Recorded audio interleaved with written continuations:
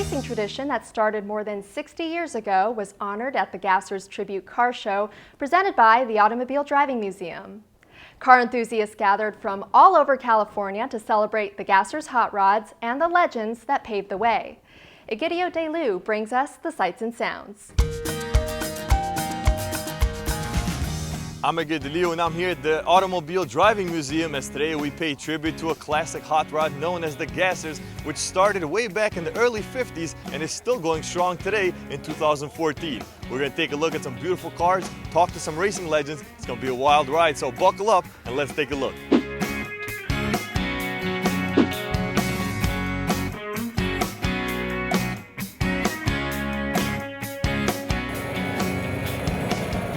Tell me about this beautiful event you guys are hosting here today. Well, it's one of a series of events that we're holding at the museum to try to expand the base of people who show up here. This is a very unique crowd. These cars, the Gassers, were really the extension of the early hot rods in the 40s and 50s and represent the state of the art for hot rods. So we decided to bring them in, and got a nice crowd today, and it's a different set of folks than usually attend the museum.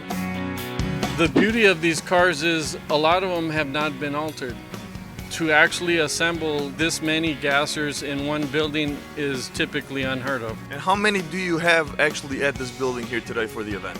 There's close to 60 cars. At some car shows you might see one or two, but to see 60 of them all together in one place, it's typically unheard of. Tell us a little bit more about the design and what's in exactly in the type of engine in this vehicle.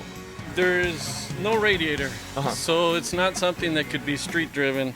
There are no front brakes. There's no parachute on this car, which would not pass tech today. The roll bar that's in this car right now is only a single hoop behind the driver. Safety on this car is very minimal, which it would not pass tech today. And just to think that the guy was doing 160 miles an hour in this car is just crazy. The thing is, it was the craziness factor.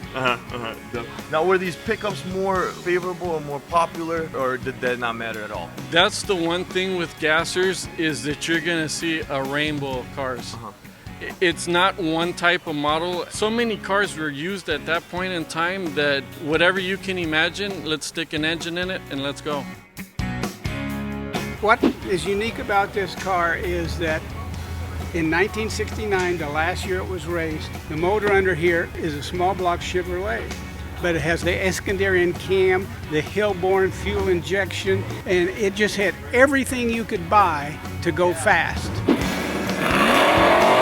What was your first car? What was your first Gasser? How'd you get involved in that? Well, first we'd find an old Model T in a lot that we could buy for $5 or $10 and learn how to get it running, and we'd learn mechanics that way. And the Model T was a simple engine to do it without instructions, you know.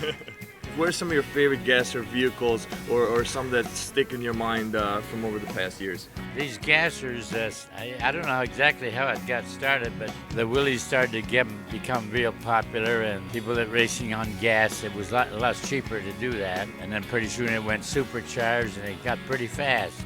See, the drag racing started after World War II, and that gave the average guy a chance to race at different levels, you know, and it got bigger and bigger and bigger, and more people got interested.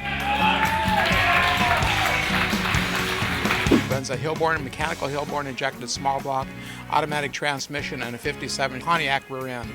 It's basically the way it was raced back in the day. I haven't done a whole lot of changes, and the paint job is an original paint job. And that's what he was telling me about the paint job. You can't get this anymore. The insurance said if something happens to it, it's total. That's it. We can't get it anymore. We'll never repaint it. Yes. It's kind of sad because it is a beautiful paint job. But again, like they said, to reproduce it would be darn nearly impossible. So I'm guessing you're really, really careful in the garage where you keep this, no bicycles around, no kids playing around it, right? The sad part is it's not that way. It's just another car to me, you know? And it just sits in the garage, and sometimes the bed ends up full of parts, and it's a truck, you know? And I enjoy it. That's the thing of it. Tell us about this beautiful vehicle here. What type of model is it, and what did you have to do anything to restore it, or is it pretty much in its original form when you got it? When I got it, it was pretty basic. It was already painted red. This paint job, the body and the doors is over 20 years old. Okay. It's a Willys coupe. It's basically a reconstructed gasser, like it was back in the days. So nothing really high tech in this car. What specifically kind of attracted you to the gasser type model cars, and what got you hooked really? Well, because it was a coupe and it had doors on it, you know, and I had a good 49 Chevrolet Fastback.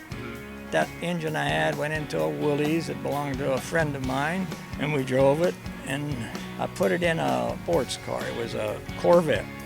And I said, this ought to do real good, and it did. And I went to the U.S. Nationals in 1962, and I won the U.S. Nationals in Indianapolis, Indiana. Wow. I raced there the last 2 years, and I will race there again this year. Oh, wow, amazing. At age 79. And amazing. I've been doing it for 60 years. Wow, congratulations.